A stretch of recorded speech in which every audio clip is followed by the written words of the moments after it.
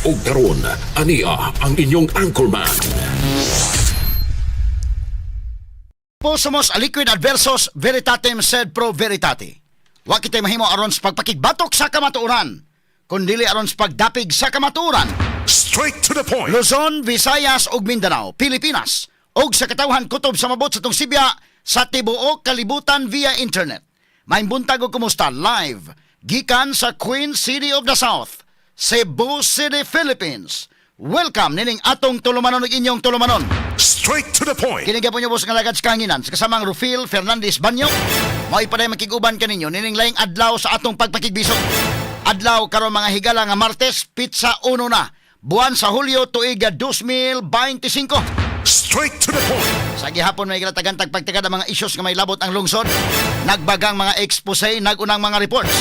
Dinhi lamang gyapon mga higala sa atong pagbanuban nining atong tulumanon ug inyong tulumanon. Straight to the point. Naguna mahigala nining atong hisgutanan karon nga buntaga. Opening salvo mahigala nining buwan karon sa Hulyo. Unang adlaw nining buwan sa Hulyo mga suking tigpaminaw. Atong hatagag pagtagad mga kaigalaan.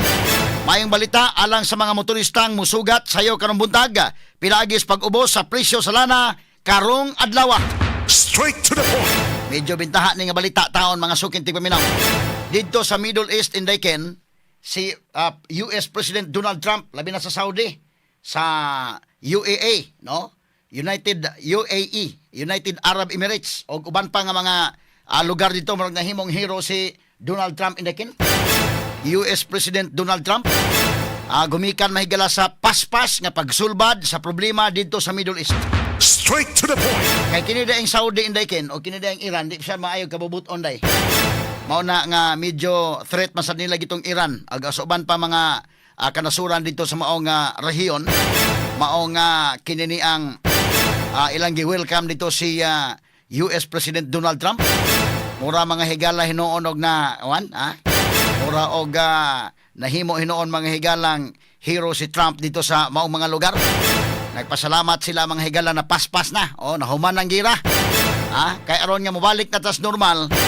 O niya mobalik na ta sa atong panginabuhing normal o ang presyo po sa gasolina, presyo sa lana, mobalik nag-ubos. O mao ni kalagon at least na feel na nato mga kaigalaan. Straight to the point. O unya ang ato mga OFWs nga wa na nagpalista na kay mobiyahe na. Alang sa repatriation karon wa na mo dayon. Matod pa nila di na sa modayon kay linaw na dito sa Israel. Nibalik na sa normal. O dito sa Iran mga higala gumikan ining mga insidente. Nga paspas nga kasulbaran. Manay kong giingon, pag bomba ni Trump mga higala dito sa Iran, duhay mahitabo, either mahumanda yon ang gira or mulangan mahigala kung mulaban ang naay mulaban sa 5 ka mga gamhanang mga nasod in terms of security. Straight to the point. Sa ako naging 5 raman ang dunay permanent members sa UN Security Council na mulaban usa duha da magubot gyud. Mosamot mga higala mo pabilo sa gira sa tibuok kalibutan. Straight to the Pero point. way makalaban, pagpanawag ang Iran og tabang way mo tabang, mahuman dayon ang gira mga sukin tigpaminaw. Mao ni ang nahitabo. Sama lagi sa kong giingon katong Iraq bitaw unsam tong Iraq. Ang Iraq mga higala gitabangan mo to. Og bomba mahigala sa Great Britain og sa Amerika. Wa mo laban mahigala, wala mo uyon ang China, wala mo uyon ang Russia. Pero wa po sila mo laban. Nga laban gyud. So kanang di mi mo sugot nga inyo nang buhaton pero og inyo nang buhaton di pud mi mo aksyon. Tan-aw lang ang China og ang Russia. Mo na nahitabo mga sugid tigpaminaw. Mo na nga kini ni ang karon ang nahitabo sa Iran, Israel pod og US. Maoy nagtira mga higala. Apan nakauna ang Israel gumikan kay mas urgent ang threat sa Israel mga sugid tigpaminaw as compared sa US. Straight to the point. Kanang akong gipabati na ninyo, daan pa kinadto, panahon pang Bill Clinton, panahon pang Miglang George Bush, panahon pang Barack Obama, panahon pang Joe Biden, daan na nila mahigalang giplanuhan nga hunungon gyud kanang nuclear program sa Iran, mga sukin tigpaminaw. Straight to the point. Si Trump lang karon mo nakapaundang gyud, mao gyud mahigalay nakapa matod pang Iran, matod pang Trump completely obliterated. Straight to the point. Kompleto yung pagkabungkag. Straight to the point. Matod pa mahigala nga Donald Trump. Una nga nabahin dito sa US may higala dunay mga Democrats murag wa makauyon ni Trump, ang mga Republican mga higala pertisang abiba ni Trump. Pero ang ubang kanasuran ni abiba sad mga higala kay napaspas og sulbad kining maong gubat dito sa Middle East. Straight to the point. Ato ning hisgutag dugang karon buntaga sa matnuban usab ning atong tulumanon ug inyong tulumanon. Straight to the Mao point. na nga kini ni ang mabahin-bahin man ang hunahuna sa mga tao, bahin-bahin man og baruganan mga higala, pero mo sabot na sa taon sa mga baruganan sa uban, pero kasagaran gud mga kigalaan, dunay uban suko sa US, dunay uban nga okay ra sa US, dunay uban laban sa Israel, dunay uban suko sa Israel. Dunay pa uban laban sa Iran, dunay pa uban suko mga higala sa Iran. So ato ning pagtagad karon nga buntaga sa manuban usab ning atong tulumanon ug inyong tulumanon. Straight to the point. Samtang sa laing mga balita sa mga lokal nga mga officials mahigala sa Sugbo ni sugod na gid paglingkod kagahapon sa ilang katungdanan. Perting mura gyud mga higala og grabing abiba sa katawhan, no? Dire sa Cebu City, si Cebu City Mayor Nestor Archival og si Cebu City Vice Mayor Tomas Osmeña. Straight to the point. Misaad mahigala si Archival og si Osmeña kini sila hinuon mga kuan naman mga tang-an naman mga higala nga mga politiko, tang-an na pulis public service. Kay dugay naman din mga sukit ti paminaw. Mga nangraan naman din mga higala labi na si Tomas Osmeña. Ni saad mahigala nga ilang ipabalik ang Cebu City nga mahimong numero 1 nga syudad mga kigalaan sa tibuok Pilipinas.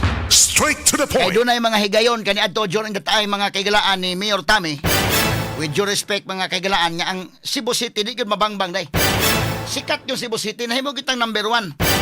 Ang Cebu City mga higala, ug moing kag property kana kung SRP kasi may nakahimo ana nga mga local government units nga sama sa gibuhat ni Tomas. Straight to the point. Nga laway ray puhunan por nakahimo kag property kanang South Road Properties kadako ag ngilngiga na nga project mga sukit ti paminaw.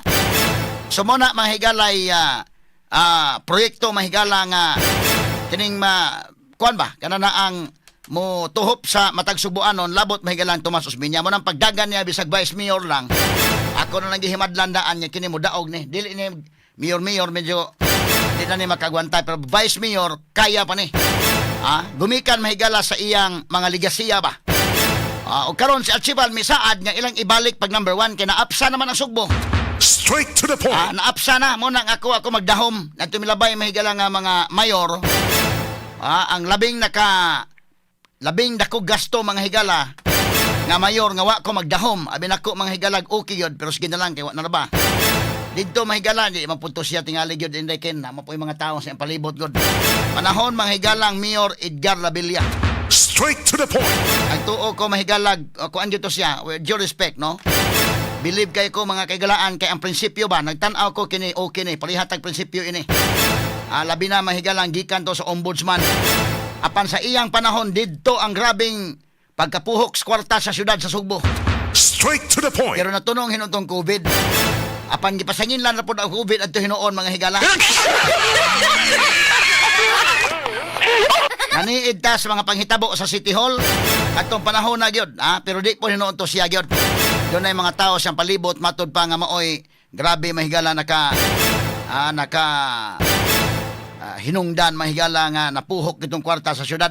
Straight to the point. Ang halin sa SRP na hindi nahurot gyud. Ato lang ning agi katawa-katawa. Pero karon si Archival niingon nga ilang ibalik pagka number 1. Sige amo nang hinaot, no? Hinaot unta nya ato man nakita mahigala nga importante mo ng leader ba nga naay pagkaligdong ba. Kini sa Archival mahigala si Tomas og maghiusan na gid sa klaro kay mura ba mga higala og wa pa gani makasugod mura jud na nay bangi-bangi gamay. Pero ambot og drama ra ba kato inday ken kay nakita ano po na ngapi man sad.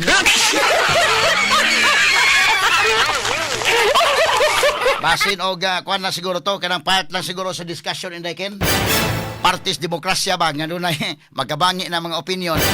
Kay importante magod nya mobalik ta og kuan jud Cebu City gud ni. Nya ari putas probinsya, di ana mahigalas pambali 4 ni lingkod na gyud kagahapon adlaw. Pero tigyon mga higalang maghinaot na to. Nya sa iyang paglingkod, kini mo'y nakanindot mga sukit ti paminaw. Og manghinaot ta mga higala nga kananaang mo-cooperate yung tanan basta paras kayuhan. Now ako diri asa DYHP, kami sa DYHP magbantay lamay og unsay maayo diha sa Kapitolyo. dili lang mis layo-layo, magtan-aw lamin ninyo din ha sa Executive Department o sa Legislative Department.